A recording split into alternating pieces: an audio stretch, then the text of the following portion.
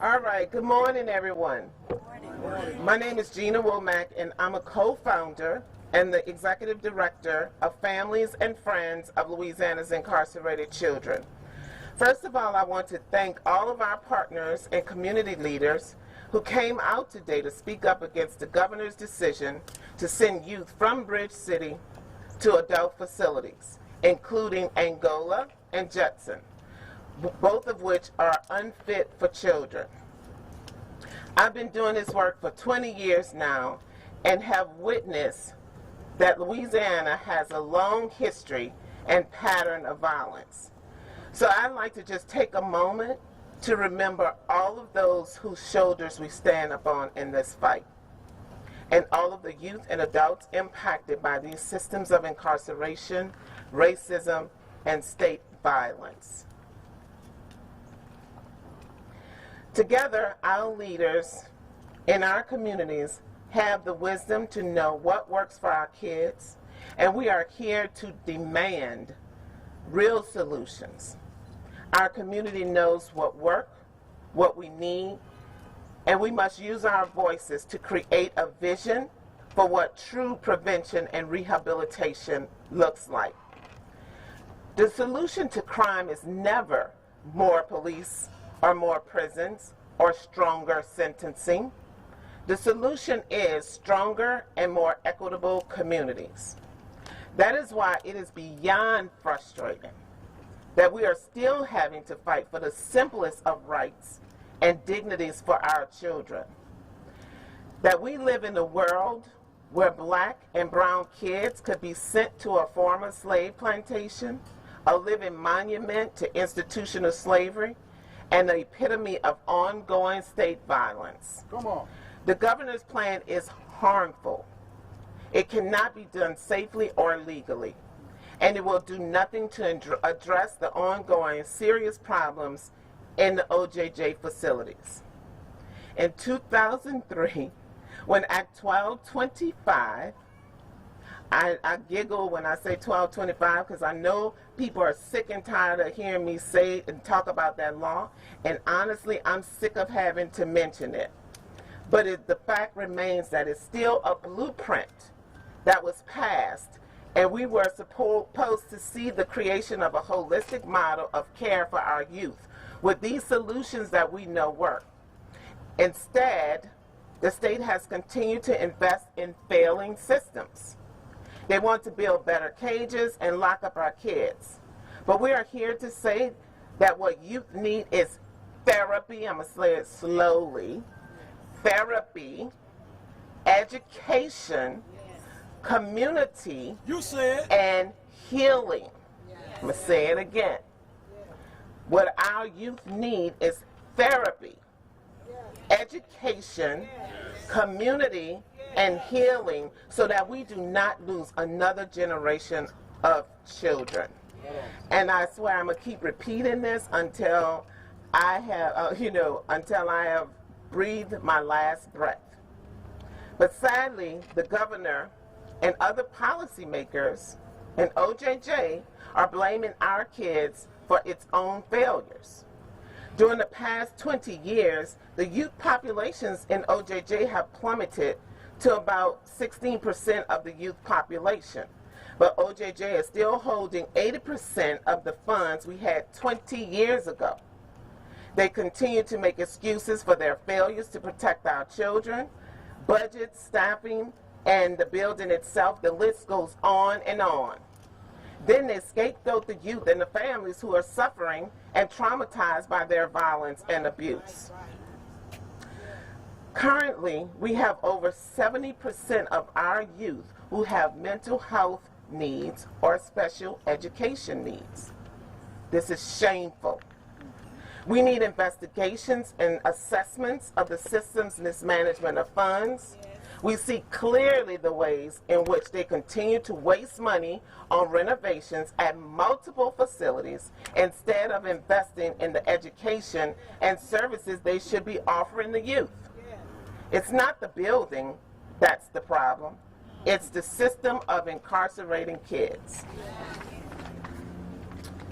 Today, We are here to fight these systems, and we're going to continue to fight the systems. Yes. We are here to fight for our youth, Yes. who nobody else wants to fight for or care about. We are here to fight for our families. Yes.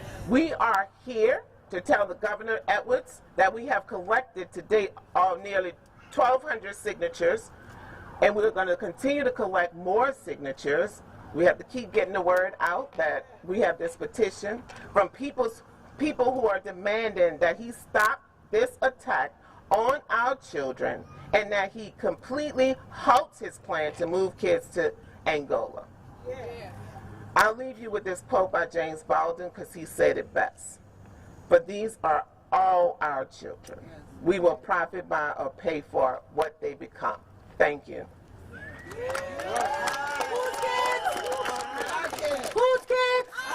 Who's kids? All right.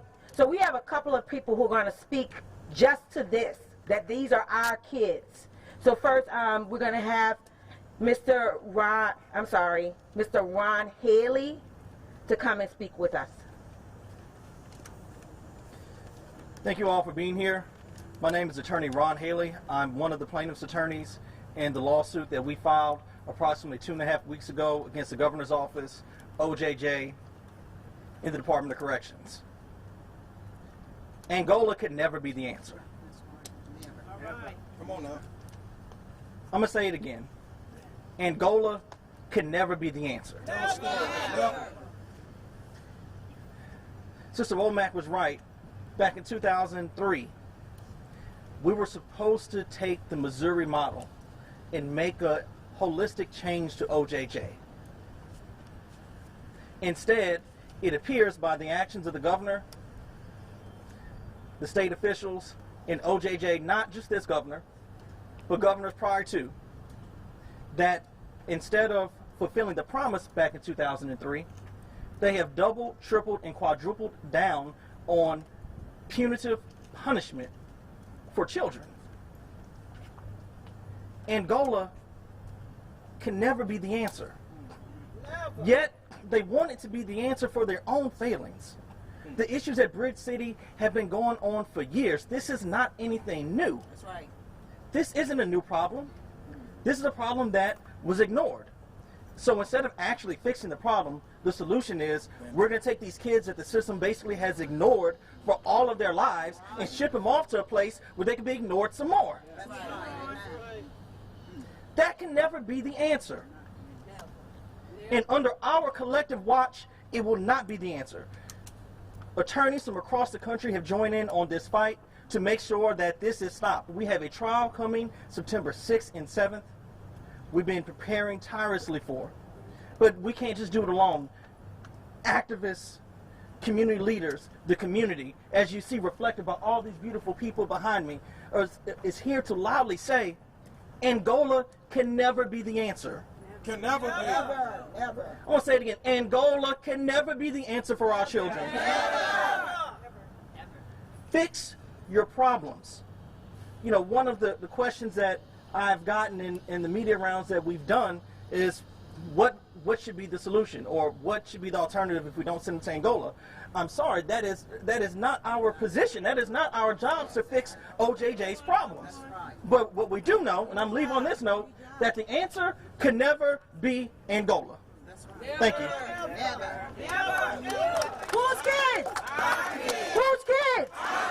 All right, we're going to have some folks to come and speak from a first-hand experience, because that's what you guys are looking for. You want to know that why Angola is not the answer. So Sean's going to come, and after Sean, we're going to have a parent voice. Miss Smiley. Good evening. Good evening. You know, it's always sad dealing with something like this. I spent 26 years in Angola with a life sentence.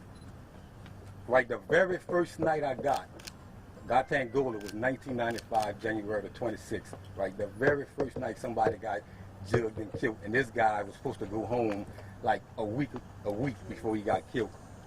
Right, in the 26 years, it's like 3 times a year somebody getting jugged. Right, and I'm like, why people getting jugged? What's going on? Because they bothering somebody else. And we all know what kids do.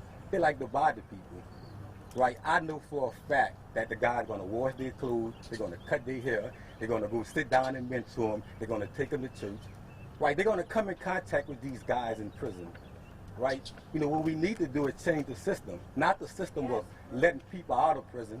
The system, I went to prison, I came a certified sign language interpreter, a certified veterinary assistant. I got my GED, right? I help other men get their GED.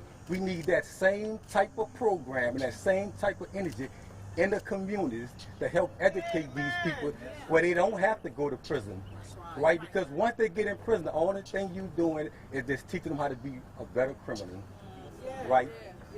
So, you know, I'm just kind of like lost for words, right? Because it really don't make any sense out here. I think the government needs to come down here and have a conversation with us, right? Sending them babies to Angola is not going to help, right? Thank you.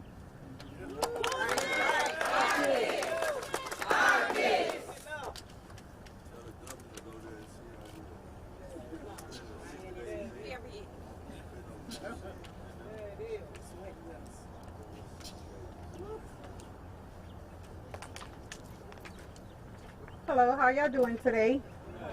Again, Angola is not the way. I'm a mother of incarcerated youth at Bridge City Center for Youth.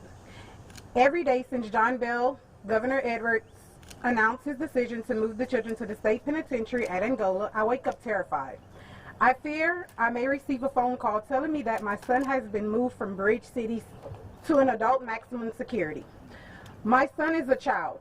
Last month he turned 17 years old. He should be starting his senior year of high school, not locked in a cell in the building that was used and housed adults awaiting execution. I was promised that the juvenile system would provide rehabilitation service to help my son, so he would be better off when he returned home. Instead, Office of Juvenile Justice has repeatedly struggled to provide services inside the youth prisons. My son has not been consistently enrolled in school, has not received certain medical care, and has at times been held for extension periods in solitary cells. If OJJ struggles to provide these services inside of the exiting youth prisons, how can I possibly trust he will receive rehabilitation program in adult prison? The Office of Juvenile Justice made an announcement without a plan.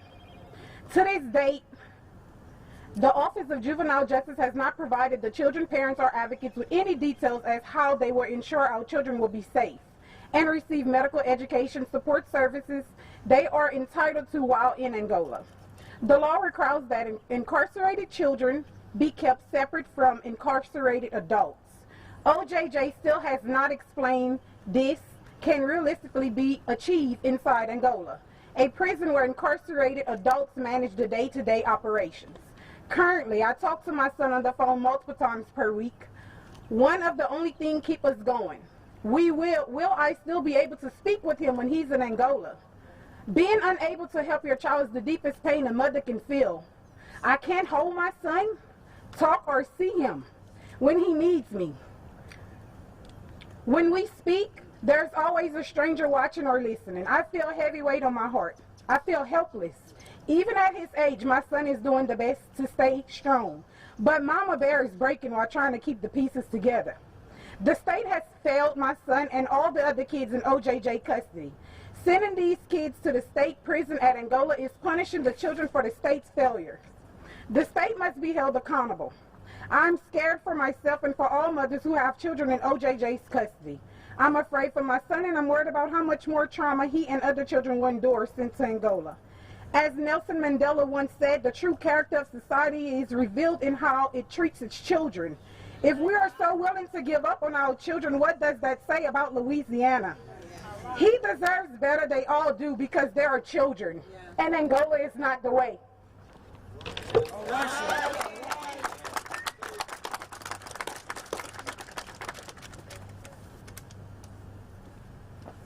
Good morning, everyone. My name is Jared, and I wanted to share a few audio testimonies that we got from young people who couldn't be here today but wanted their voices heard. They wanted the legislature and the governor to hear their thoughts on better ways to invest in their futures besides devising more deadly schemes to send kids to adult prisons. Okay, so I'll just play a series of 3 audio testimonies from kids in New Orleans. So my name is Alea Benaya, and I believe that incarceration is basically modern day slavery, and it shouldn't exist to an extent.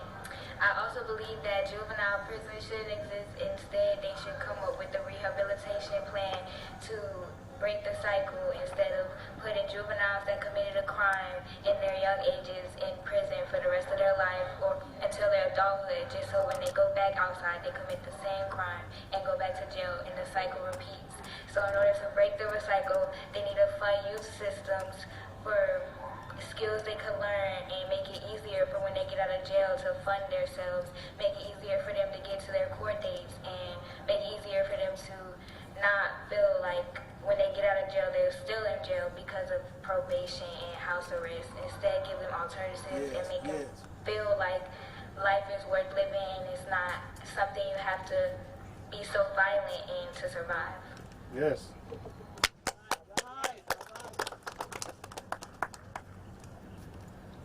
My name is Tamia Sinans. I am 17, and what I would like to see instead of prisons are rehabilitation centers that work and more jobs for our community and our youth. Yes. And our last testimony. Hello, my name is Annika Benaya. I'm 16 years old and I stay in New Orleans, Louisiana. And I just want to say, instead of locking children up, if we really care about the crime and the children's mental health, then I feel like we should actually get to know who they are as a person first before locking them up and throwing them in the trash. Because what you're doing when you lock a teenager up, you're locking them up for making a big mistake. How old were you when you made your biggest mistake? And what was your big mistake? A lot of times we don't have people to look up to or to hear us. Sometimes it could be a call for help. We never know. The school systems are set to fail us. We don't really have teachers who care enough to know who their students are, especially if you're troubled.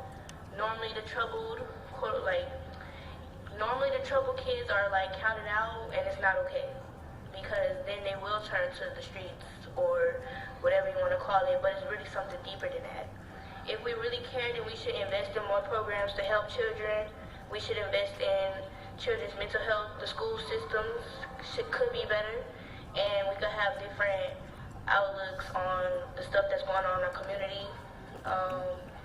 Setting really does change. It really does create a difference where you at. So instead of counting us out because we kids making mistakes, carjacking, whatever you want to say, then help us instead of throwing us away, because we don't have to be there because of something we did when we was young. That's throwing us away. That's setting us to fail when we get out of jail.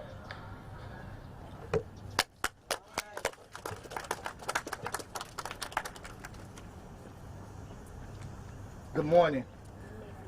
Terry Landry Jr., Policy Director on behalf of the Southern Poverty Law Center Action Fund. Listen, we're here today to talk about children, right? And that's exactly what they are. They're kids. I don't want to hear them called anything else besides what they truly are. These are teenagers that adults are subjecting them to wrongful conditions, right? And we're not standing here before you condoning or justifying any wrongdoing that has been done by anyone. But we also must address the wrongdoing that is being done by adults to our children, right? These children in Louisiana, you have to be 18 years old to register to vote. You have to be 18 to enter the military, right? You have to be 18 to enter a nightclub, 21 to buy alcohol, right? But we're going to subject teenagers to an adult facility. And not just any adult facility, Angola, right? One that dates back all the way to slavery, right? Organizations have a saying that say, what they see is what they'll be, right? Do we want our children to see and actively be engaged in that type of environment? I don't care if they're claiming they'll be separated. Separate is not enough. They shouldn't be there in the first place, right? Like Gina said, they need some attention. They need some care. They need some love, not jail cells, right? There's other alternatives. This does not work. This does not solve the problem. Whose problem is it solving? It's not the kids' problem, right? It's a problem that was created by adults. The system has failed these children. We as adults have failed these children. Let's not fail them again. Do not send them to Angola. Thank y'all.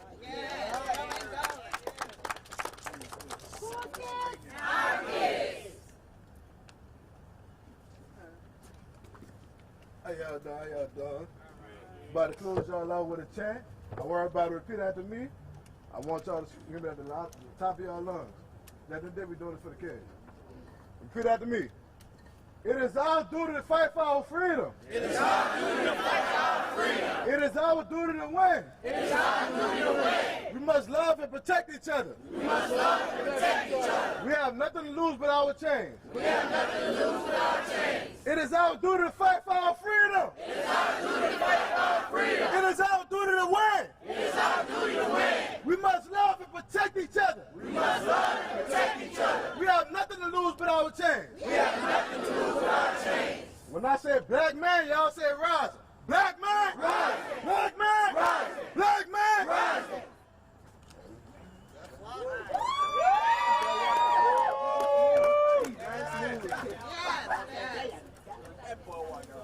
Ron, do you want to do any questions right now? Sure.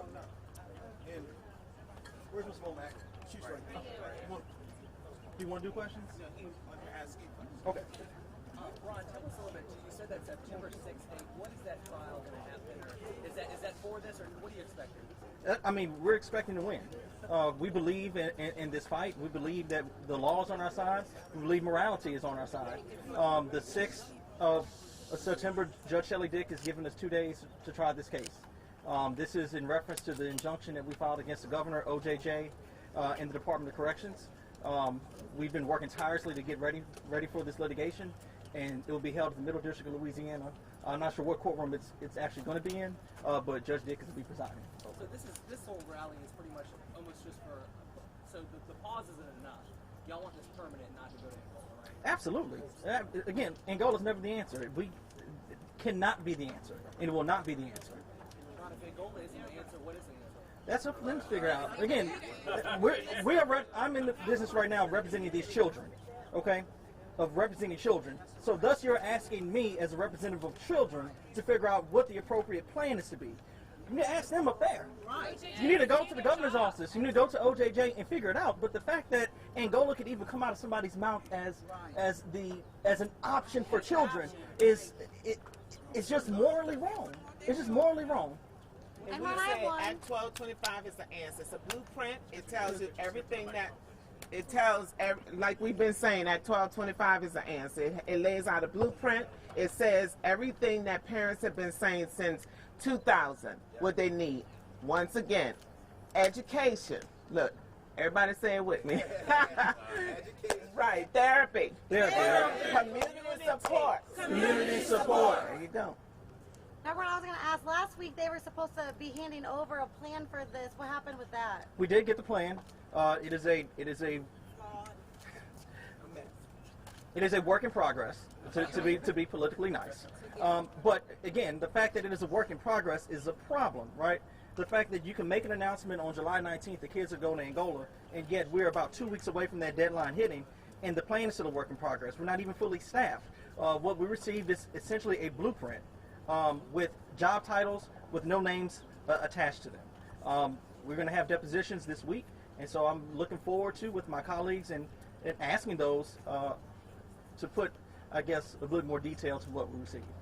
What's your message, Ron, to the governor? Does this send a pretty clear message that, hey, we're not going to tolerate this, or what? I think the fact that we have all these people behind me today says a message. I think the 1,200 signatures and growing that we have sends a message. I think the fact that partners from around the country have rallied around this cause is sending a message, and we plan on sending a resounding message in court on the 6th and the 7th. Thank you. Excuse me, y'all. How y'all doing? Cassidy, Underflick, Black Black Girls Rising. We have sign-in sheets. Black Men Rising has some also, so please sign before you leave. Thank you. All right. Thank you. Okay. I believe that we will win. I believe that we will win. I believe that we will win. I believe that we will win. All right, everybody travel home safely. We got folks that came from Shreveport, Lake Charles, Lafayette, across the state to fight for our kids. New Orleans! I thought that was understood. I'm sorry now. I gave her mine. Y'all have to do this every time.